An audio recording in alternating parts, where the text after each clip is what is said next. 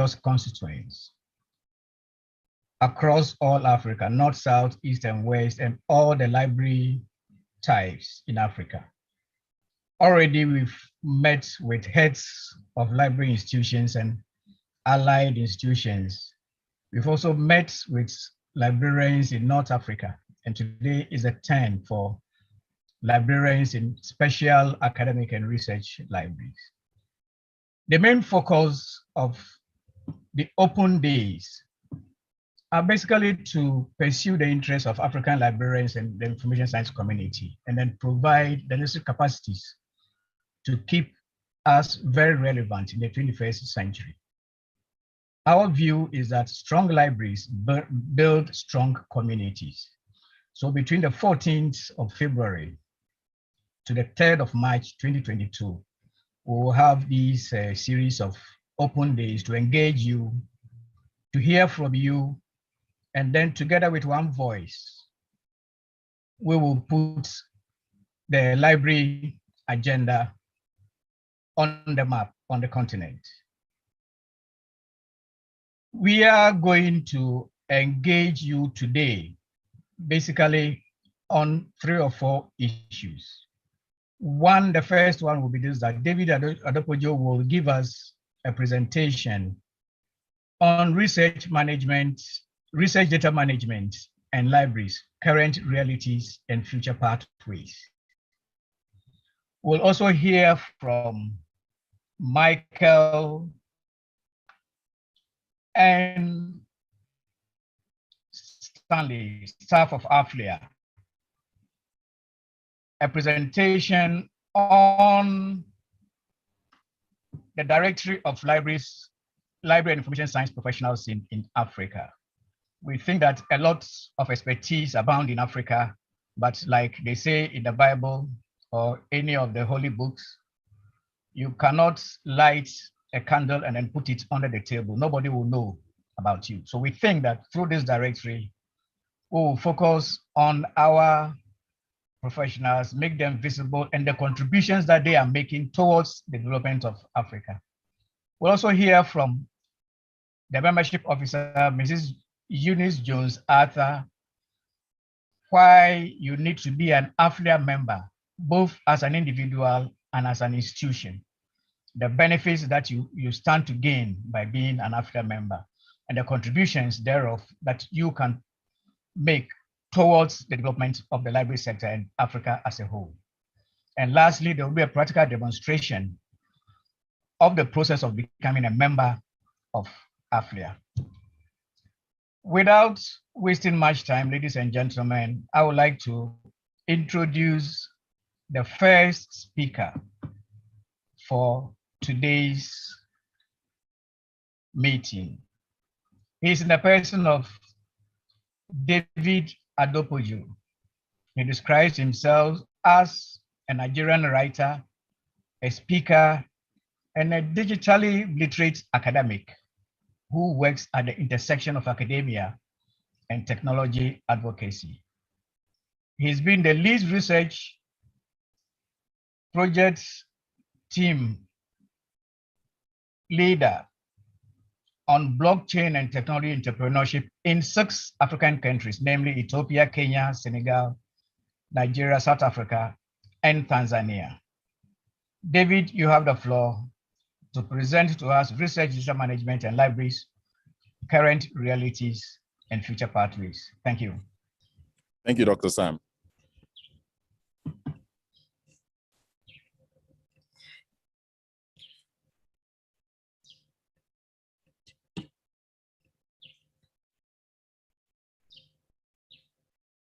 Good morning once again, everyone, and it's a great pleasure to have us gather here this morning from different parts of Africa. It's always a pleasure having this kind of conversations and rubbing minds as professionals, and also to have the kinds of conversation that will push our profession forward, not only as librarians, but as gatekeepers of knowledge for the continent. So it's a great privilege for me to share this short presentation with us this morning. We've always had this conversation around research and data management and the roles of libraries in the 21st century when it comes to data management, and also to have conversations around what are the specific things we need to do as librarians, what are the strategic plans we need to start putting in place to ensure that we do not lose the battle of data, because currently the people who are powerful and the countries that are powerful in the world are not the ones with oil anymore. They are the ones with control of data. And I'll start my presentation by saying that the intellectual destiny of Africa as a continent is dependent on our ability to manage, curate, and control our own research data. A lot of research is being done in different parts of Africa, but many of them end up on the shelves in different, bedrooms and sitting rooms, and in some in our local libraries. And the world most time don't get to read the amazing things we are doing. And platform from the West would usually record and report that Africa only contributes just less than 1% to the global data pool of research, which fundamentally a lot of scholars in Africa have disagreed with, because until the lion learns to tell its own story, the story will always favor the hunter. So our intellectual destiny as a continent is dependent on our ability. And what I mean by our ability now, I'm talking about we librarians, information professionals. It depends on our ability to manage, curate, and control our own research data. If we don't control our own research data, the story will always, favor those who have the platforms. It will favor those who have the, virality of structure, and also those who have the, the power to tell stories with data. And as librarians, we must be able to refute this kind of claim. Elsevier is one of the most popular platforms in the world, where many of us want to publish as professionals, as academic people. Many of us are also chasing high impact factor journals. And I usually ask myself, who designed high impact factor? What are the conditions put in place to say something is high impact? And many of us, for promotion, we are also, put under publish or perish model. And at the end of the day, we still publish what we have sweated so much to do in terms of research in, foreign platforms. And at the end of the day, aggregator platforms are charging $30,000, $50,000 a year to sell our research back to us. So in order for us to actually hold our intellectual destiny on the continent, is our responsibility as librarians and as information professionals to curate and to control our data, the data from our research coming from the continent. Now, I have a few questions for us, and I've called these questions $1 million questions. Let us assume and agree that the claim that Africa contributes less than 1% to the global research data pool, let's assume that it's correct. Let's assume that it's true, because we do not have the data to refute the claim, right?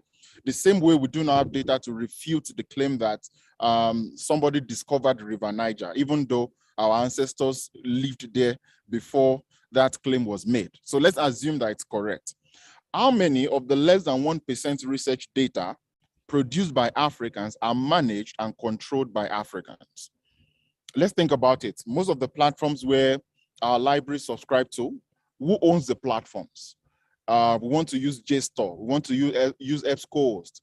We are subscribing to Science Direct. Who owns those platforms? It's a question, it's a rhetorical question that I want us to answer within ourselves. How many of those less than 1% that have been claimed in terms of research data coming and emanating from Africa is produced and controlled and managed by Africans? Number two, how many libraries in Africa have solid research data management plans and infrastructures, aside just providing resource support to their communities? As librarians and as head of libraries, as gatekeepers of knowledge for different universities and communities, how many libraries in Africa have a solid research data management plan? How many libraries influence the researchers from our institutions directly on their research data management plans? Do we have solid institutional repositories that not only curate data locally, but also make our data accessible to global platforms where we are not only quoting what is coming from outside, but those from outside are also quoting what is coming from us? If we are going to refute the claim and also claim back our integrity and position and our respect as knowledge producers, we cannot do without designing our own research data management plans and put in place infrastructures that enables us to even share our data with the world, to share what we are doing with the world. We want to, we don't always want to be at the mercy of platforms that are not owned by us and controlled by us, and we are not able to also direct the narrative of those platforms ourselves. The third question I'm going to ask us is, how many popular research data aggregation platforms is of African origin and management? These are rhetorical questions that we must ask ourselves. If we will continue to, if we will disagree with the less than 1% narrative that has been pushed over the years, when you read such claims, you are looking for what are the parameters and the data put together to arrive at the conclusion that Africa contributes less than 1% to the global research data pool. You can't find anything. So it's just a claim, right? And for us to really calibrate and look at this claim and begin to gain our integrity and respect back in terms of knowledge production on the continent, we must be diligent and be deliberate about our research data management plans and give support to our communities on how we can better manage research data, curate it, make it strong, and we're able to also make it go viral. And we begin to control the narrative of our own data, and people can also come to us, for consultation on strong data for decision-making on the continent and outside. Those are the three questions I have for us, and they are rhetorical questions that we can answer within. Now, I want us to look at these platforms here. All of us, I'm assuming that all of us here are librarians, we're information professionals. So we are, one way or the other, we are conversant with these platforms here. Many of us want our research to be ranked on Scopus, right?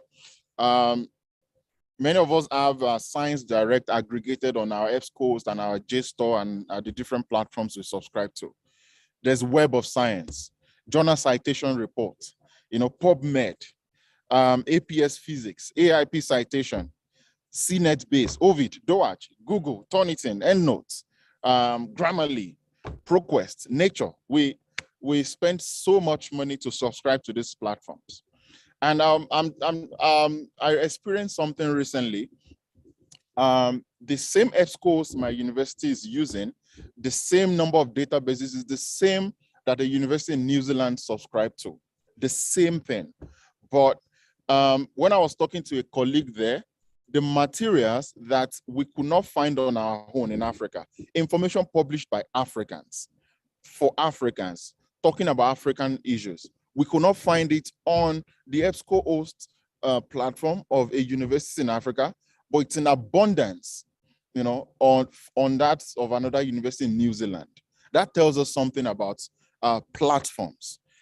Platforms determine what you see. And if we are not, platform owners as African information professionals, we may not be able to control our own narratives, right? So how many of these platforms do we own on the continent? None. None of this platform is owned by any African organization or individuals or corporations. That tells us something, that we are serving algorithms that do not favor us. And it's an igniter for us to begin to think deeply about the implication of this, if this continues like this. Now, what is, now that we have explained our current realities, what are the things we need to do going forward? What are the responsibilities that we should bestow on ourselves as information professionals on the continent? Number one, African libraries need to evolve into product development and management. When we look at most of the libraries in the West, many of them have evolved into product development. They are developing their own platforms, and they are, using data available to them to develop new products to make the profession better and to make research data management better for themselves and to be able to also sell to the world. Intellectual militancy is the best form of militancy, and those who have data are those who can engage in that, right? So if we are not evolving into product development as African libraries, we will just continue to be information providers, not information managers per se, not information producers, and not platforms and product developers for information management. This is a concern that we must pay attention to. Number two, African libraries should be conscious to become platform developers and not only platform subscribers. We pay so much to subscribe to these platforms that have aggregated what our own academic people have written. The authors don't make anything from what they've done. And at the end of the day, we still pay so much to buy those information back into our universities and into our communities. We should think about that. And then number three, we should be the pioneer of information platform economy for African research data management. Platform economy is the in thing now. The same model that platforms like Uber, like Airbnb are using is also already being applied in information provision and data management in different parts of the world. And it is not a lot of resources to be able to build platform economy for information and research data management. So we only need to change our conversation, recalibrate our commitment, and reshuffle our priorities as African librarians to be able to, onboard on things that, channel the course of the future of our profession. And as professionals, we must be able to reclaim back our respect and become platform owners in order for us to control our data narrative and the intellectual destiny of the continent. Thank you very much.